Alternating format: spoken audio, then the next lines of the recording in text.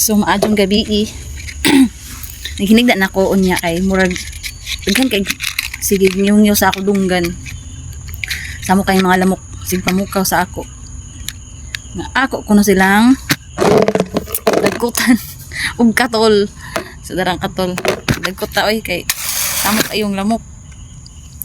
So, ay mapagbuot ko kung sa akong gusto kung sa akong kuno pagdagkot. Ngarita ay murag diri man lang dagkutan. Wala na paong ra.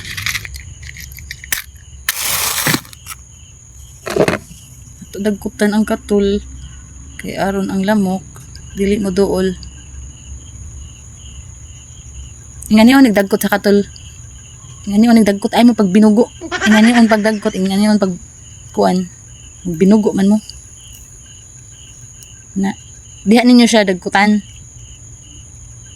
Na ingani on nagdagkot ha. Ay mo pag binugo. Na ingani on siya pagdagkot.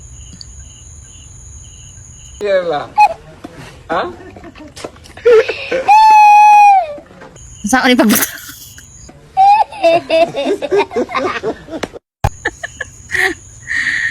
Siya. So karon, imbes nga sa stand niya anak ni siya, dili na. Mali nang inyo hang gibuhat. Kani na ana na ninyo siya. Ay mo pag puno-puno sa problema sa kalibutan. Naon na siya. O di ba? Mas kusog mo aso diri kaysa dinhi ka magdagkot. Insit oy. Sa day mo. Kusog kay siya mo aso. Nga diri sa butangan sa stand ang akong gidagkutan. Og dinhi ko magdagkot perting kahinay sa aso. Di maminaw ang lamok.